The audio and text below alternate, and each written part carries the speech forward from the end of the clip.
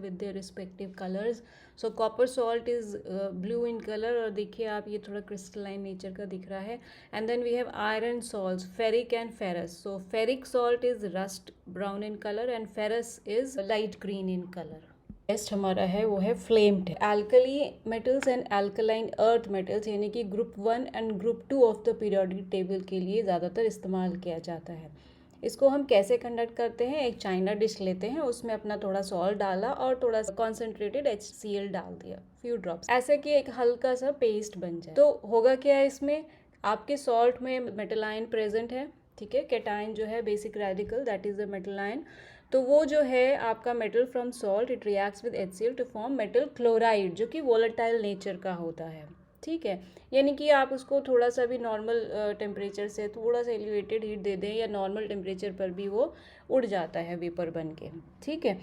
तो हमने पेस्ट बना लिया, और पेस्ट बनाया जब हमने, उसके बाद हमने प्लैटिनम वायर लिया, उसको उस पेस्ट में डिप किया, और फिर हमने उस प्लैटिनम वायर का वो पोर्शन जो कि पेस्ट में डिप हुआ था उसको हम फ्लेम में ले गए. जब हम फ्लेम में ले आते हैं, बंसन बर्नर में हमने बर्न किया, ठीक है, तो हम देखते हैं कि फ्लेम का कलर चेंज हो जाता है. अब यहाँ दो चीज़ें आती हैं. पहला क्वेश्चन ये आता है दिमाग में कि प्लैटिनम वायर ही क्यों लिया, किसी नॉर्मल उससे क्यों नहीं किया. प्लैटिनम वायर हम इसमें इसलिए लेते हैं क्योंकि प्लैटिनम जो होता है वो नोबल मेटल है, इनर्ट है वो, ठीक है, तो आसानी से रिएक्ट नहीं करता है चीज़ों से, किसी और सब्सटेंस से. दूसरी चीज़, इसका मेल्टिंग पॉइंट बहुत हाई होता है, तो आप इसको कितने टेम्परेचर पे ले जाओ, ठीक है, वो मेल्ट नहीं करेगा to the temperature of the flame, ठीक है. ये दो रीजन से हम प्लैटिनम वायर क्यों लेते हैं. सेकेंड क्वेश्चन आता है कि फ्लेम का कलर क्यों चेंज होता है, विच इज़ वेरी इंपॉर्टेंट. इसको ध्यान से सुनते हैं, ये एटॉमिक स्ट्रक्चर से थोड़ा थोड़ा रिलेटेड है.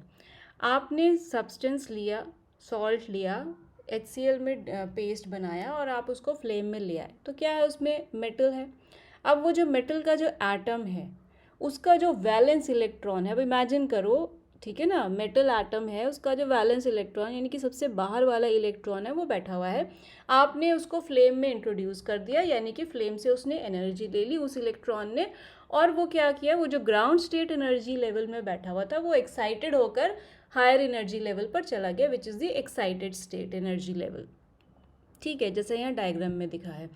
तो एनर्जी एब्जॉर्ब करी फ्लेम से और एक्साइट होकर हायर एनर्जी लेवल पर चला गया. अब ज़्यादा देर तो वहाँ टिकेगा नहीं, ठीक है ना, ज़्यादा देर तो वहाँ नहीं रुक सकता, वो वापस नीचे ग्राउंड स्टेट में आएगा. तो जब वो गया था ऊपर तो उसने एनर्जी एब्जॉर्ब करी थी इसलिए गया था ना. जब वो नीचे आएगा तो वो जो एक्सेस अमाउंट ऑफ एनर्जी है वो रिलीज़ करेगा, इट एमिट्स लाइट, ठीक है ना. तो जो एनर्जी वो रिलीज़ करता है ग्राउंड स्टेट वापस आने में, उस एनर्जी की जो फ्रीक्वेंसी होती है that determines the colour of the flame. वो जिस कलर की फ्रीक्वेंसी से मैच करता है, जिस कलर की वेवलेंथ से मैच करेगा, वही कलर की आपकी फ्लेम नज़र आने लगती है. Why? Because delta E is equal to H mu, ठीक है. अब क्वेश्चन अगला इससे क्या आता है कि different atoms, different metal ions के कलर डिफरेंट क्यों होते हैं. डेफिनेटली बिकॉज एनर्जी का हमने जो फॉर्मूला एटॉमिक स्ट्रक्चर में पढ़ा है that is -13.6 Z² upon n², जहाँ पर Z क्या है, ये एटॉमिक नंबर है. So in other words we are saying that energy is dependent on atomic number. जितना एटॉमिक नंबर बढ़ेगा उतनी एनर्जी भी बढ़ेगी, बल्कि वो स्क्वायर होगा, will be equal to energy. That means higher atomic number, जो atom है उसका energy will be higher. So since every atom has different atomic number, so definitely the energy emitted by that atom will be of different amount, and when the energy is of different amount, that means definitely since energy is equal to H nu, so every metal atom will emit the light of different frequency. Different frequency मतलब different wavelength. Different wavelength मतलब different color of light will be there, because every color of the electromagnetic radiation, that means every color of the light has its own specific wavelength, and hence different colors for different metals. Flame test usually हमने कहा कि alkali and alkaline earth metals के लिए हम इस्तेमाल करते हैं, उनके बारे में हमें पता चलता है कि ये वाला मेटल प्रेजेंट होगा इसके अंदर. लेकिन दो एक्सेप्शंस है, बेरिलियम एंड मैग्नीशियम, जो कि फ्लेम टेस्ट नहीं देते हैं, रीज़न, क्योंकि इनका साइज़ बहुत छोटा होता है। आप अगर ध्यान करो तो ये सबसे ऊपर बैठे हैं अपने ग्रुप में, ठीक है। इन दोनों का साइज़ बहुत छोटा होता है। साइज़ छोटा होने की वजह से क्या हुआ कि वो जो वैलेंस इलेक्ट्रॉन है जो जंप करके हायर एनर्जी लेवल पर जा रहा था वो नहीं जाएगा, क्योंकि it is tightly bound to the nucleus. In other words you can also say that higher ionization energy होती है इसकी, जिसकी वजह से वो जंप नहीं करता है। हम फ्लेम के बारे में थोड़ा सा समझ लेते हैं, क्योंकि इस पर एक दो क्वेश्चंस आ जाते हैं आपके जेई में। ये फ्लेम है, फ्लेम के एक्चुअली दो मेन पार्ट्स होते हैं, ठीक है। एक आउटर कोन और एक इनर कोन, ठीक है। आउटर कोन को आप ऑक्सीडाइजिंग फ्लेम भी कहते हैं और इनर कोन को आप रिड्यूसिंग फ्लेम भी कहते हैं। ऑक्सीडाइजिंग फ्लेम ऐसे ध्यान रखो कि इसके चारों तरफ ऑक्सीजन की अवेलेबिलिटी ज़्यादा है, सो ऑक्सीडाइजिंग फ्लेम। तो इनर कोन को हम रिड्यूसिंग फ्लेम कहते हैं, बिकॉज ऑक्सीजन की अवेलेबिलिटी तो खैर आउटर से थोड़ा कम है।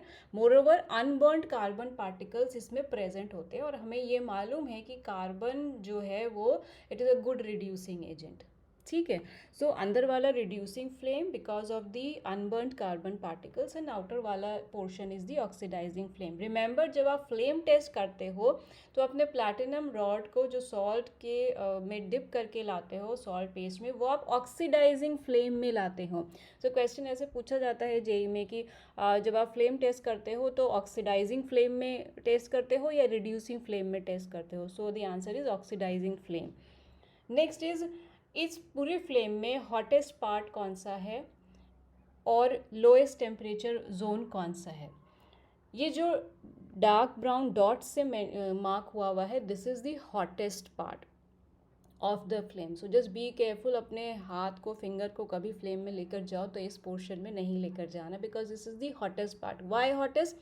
क्योंकि ये एक ऐसा पोर्शन है फ्लेम का जहाँ पर optimum availability of oxygen and the fuel is available, ठीक है।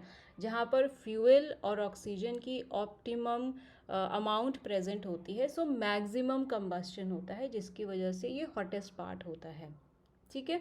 क्वेश्चन ऐसे आता है कि आपको फ्लेम दे दिया गया ABCDE अलग अलग एरियाज या जोन्स मार्क कर दिया और पूछा which is the hottest part, और ये जो नीचे वाला पार्ट है this is the lowest temperature zone, ठीक है।